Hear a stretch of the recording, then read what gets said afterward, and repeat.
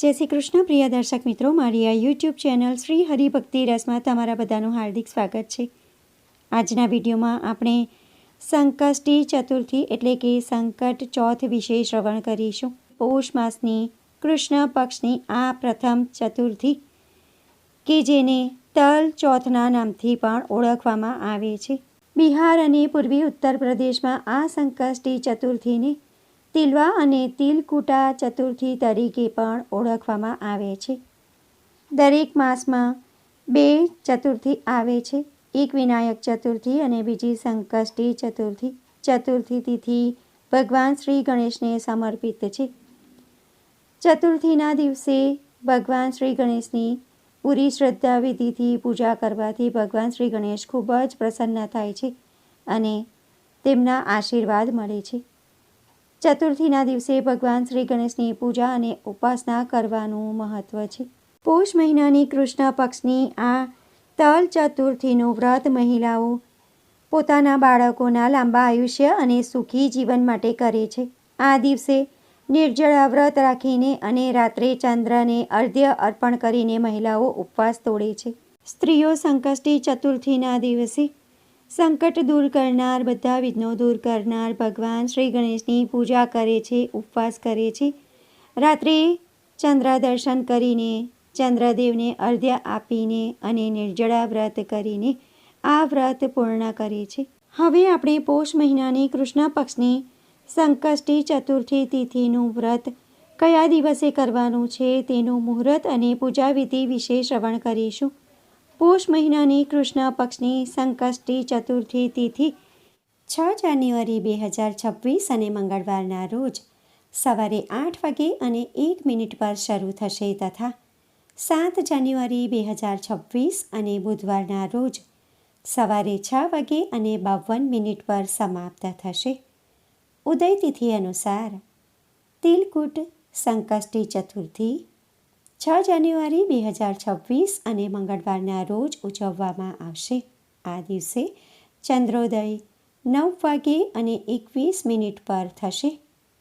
સંકષ્ટી ચતુર્થીના દિવસે ભગવાન શ્રી ગણેશની પૂજા કરવાનું શુભ મુહૂર્ત સવારે 9 વાગે અને 51 મિનિટથી શરૂ થઈ બપોરે 1 વાગે અને 45 મિનિટ સુધીનું રહેશે। આ દિવસે અભિજીત મુહૂર્ત બપોરે 12 વાગે અને 6 મિનિટથી શરૂ થઈ બપોરે 12 વાગે અને 48 મિનિટ સુધીનું રહેશે। આ દિવસે તમારે વ્રત રાખવાનું છે અને પૂજા વિધિ કરવાની છે। સંકષ્ટી ચતુર્થીના દિવસે ચંદ્રદેવની પૂજા કર્યા પછી જ વ્રત પૂર્ણ કરવાનું છે, ત્યારબાદ ભોજન ગ્રહણ કરવાનું। હવે આપણે ગણેશ ભગવાનની પૂજા કેવી રીતે કરવાની તેના વિશે શ્રવણ કરીશું। ભગવાન શ્રી ગણેશને વિઘ્નહર્તા, મંગલકર્તા અને શુભતાનું પ્રતીક માનવામાં આવે છે।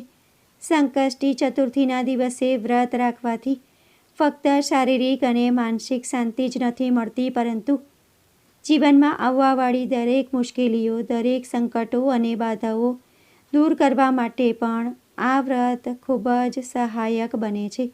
આ દિવસે ભગવાન શ્રી ગણેશ અને ચંદ્રદેવની પૂજા ઉપાસના કરવાથી સંતાનને લાંબુ આયુષ્યનું વરદાન પ્રાપ્ત થાય છે, ઘરમાં સુખ શાંતિનું આગમન થાય છે, સંતાનના જીવનમાં પ્રગતિ થાય અને ભવિષ્ય સફળ બને અને તેમના જીવનમાંથી બધી મુશ્કેલીઓ દૂર થાય તેના માટે આ વ્રત કરવામાં આવે છે। એવું માનવામાં આવે છે કે આ દિવસે ચંદ્રદેવને જળ અર્પણ કરવાથી સંતાનને કોઈ પણ જાતની બીમારીનો સામનો કરવો પડતો નથી અને સ્ત્રીઓનું સૌભાગ્ય પણ અખંડ રહે છે। ધાર્મિક માન્યતા અનુસાર આ દિવસે વ્રત કરવાથી અને તલ અને ગોળનો પ્રસાદ ધરાવવાથી દરેક મનોકામના પૂર્ણ થાય છે। પૌષ મહિનાની કૃષ્ણ પક્ષની સંકષ્ટી ચતુર્થીનું વ્રત વિધિપૂર્વક કરવાથી ભક્તોને ભગવાન શ્રી ગણેશની કૃપાથી ધન, વૈભવ અને સફળતા પ્રાપ્ત થાય છે। હવે આપણે ભગવાન શ્રી ગણેશની પૂજા વિધિ અને ચંદ્રદેવની પૂજા કેવી રીતે કરવાની તે વિસ્તારથી શ્રવણ કરીશું। તમે પૂજા મંદિરમાં પણ કરી શકો છો અથવા તો ઘરે પણ કરી શકો છો। વ્રતના દિવસે સવારે બ્રહ્મ મુહૂર્તમાં ઉઠી જવું, સ્નાનાદિ પતાવીને ભગવાન સૂર્યદેવને અર્ધ્ય આપવું, ત્યારબાદ આખો દિવસ ઉપવાસ રાખવો, વ્રતનો સંકલ્પ લેવો અને આપણા ઘરના મંદિર પાસે એક બાજોઠ પાથરવો, તેના પર લાલ રંગનું કપડું પાથરવું, તેના પર શ્રી ગણેશ ભગવાનની મૂર્તિ અથવા ફોટાનું સ્થાપન કરવું. ત્યારબાદ ભગવાન શ્રી ગણેશને સ્નાન કરાવવું, વસ્ત્રો પહેરાવવા, કંકુનો તિલક કરવો અને ફૂલ અર્પણ કરવા, તેમને દુર્વા અર્પણ કરવી અને પ્રસાદમાં તમે કોઈ પણ વસ્તુ ધરાવી શકો છો. ફળફળાદી મીઠાઈ. ગણેશ ભગવાનને લાડુ ખૂબ જ પ્રિય હોય છે, તેથી તમે લાડુનો પ્રસાદ પણ ધરાવી શકો છો. પોષ માસની કૃષ્ણ પક્ષની સંકષ્ટી ચતુર્થી તિથિ તિલકૂટના નામે પણ ઓળખાય છે, તેથી આ દિવસે તલ અને ગોળનો પ્રસાદ ખાસ ધરાવવો. તલ અને ગોળમાંથી લાડુ બનાવીને તમે એ પ્રસાદ પણ ધરાવી શકો છો. એનાથી પણ ભગવાન શ્રી ગણેશ ખૂબ જ પ્રસન્ન થાય છે. ત્યારબાદ ભગવાન શ્રી ગણેશની આરતી કરવી અને થાળ ગાવો. ભગવાન શ્રી ગણેશના મંત્રોનો જાપ કરવો. ત્યારબાદ અડોશ પડોશમાં પ્રસાદ વહેંચવો. પૂજા કરતી વખતે ભગવાન શ્રી ગણેશના મંત્રનો જાપ કરવો. થોડા મંત્ર હું આપું છું, તેમાંથી તમે કોઈ પણ મંત્રનો જાપ કરી શકો છો. આખો દિવસ તમારે ઉપવાસ રાખવાનો છે. ત્યારબાદ રાત્રે ચંદ્ર દર્શન કરીને, ચંદ્ર ભગવાનને જળ અર્પણ કરીને એટલે કે અર્ધ્ય આપીને ત્યારબાદ ભોજન કરવાનું છે. હવે આપણે ગણેશજીના મંત્ર જાણી લઈએ. પ્રથમ મંત્ર છે ઓમ વક્રતુંડ મહાકાય સૂર્યકોટિ સમપ્રભ નિર્વિઘ્નમ કુરુ મે દેવ સર્વકાર્યેષુ સર્વદા. દ્વિતીય મંત્ર છે ઓમ એકદંતાય વિદ્મહે વક્રતુંડાય ધીમહિ તન્નો દંતી પ્રચોદયાત. ભગવાન શ્રી ગણેશના આ ગાયત્રી મંત્રનો જાપ કરવાથી બધી બાધાઓ, વિઘ્નો દૂર થાય છે અને જ્ઞાનની પ્રાપ્તિ થાય છે. ભગવાન શ્રી ગણેશનો બીજ મંત્ર છે ઓમ ગમ ગણપતયે નમઃ. આ મંત્રનો જાપ કરવાથી તમારી બધી મનોકામનાઓ પૂર્ણ થાય છે. ભગવાન શ્રી ગણેશનો ચોથો મંત્ર છે ગમ ગણપતયે નમો નમઃ. આ 4 મંત્રોમાંથી તમે કોઈ પણ મંત્રનો જાપ કરી શકો છો. કોઈ પણ એક મંત્રનો તમારે 108 વાર જપ કરવાનો છે. તે સિવાય ભગવાન શ્રી ગણેશના 108 નામનો પણ તમે જપ કરી શકો છો. તે સિવાય ગણેશ સ્તોત્રનો પાઠ તમારે કરવાનો છે. ગણેશ સ્તોત્રનો પાઠ ચેનલ શ્રી હરિભક્તિ રસ પર આપેલો છે. જો તમે એ વિડીયો ન જોયો હોય તો વિડીયોના અંતમાં હું શ્રી ગણેશ સ્તોત્રનો વિડીયો આપી દઈશ. તમે એના પર ક્લિક કરીને ભગવાન શ્રી ગણેશનો સ્તોત્રનો પાઠ કરી શકો છો. હવે આપણે આ દિવસ નિમિત્તે જે કથા છે તે સાંભળીશું. ચંદ્રસેન નામે એક દયાળુ રાજા થઈ ગયો. તેની પત્નીનું નામ ચંદ્રાવલી હતું. રાજા રાણી ખૂબ જ દયાળુ અને ધાર્મિક વૃત્તિના હતા. બંને જણ ભક્તિભાવપૂર્વક પોતાના ઈષ્ટદેવને ભજતા અને દાન પુણ્ય કરતા હતા.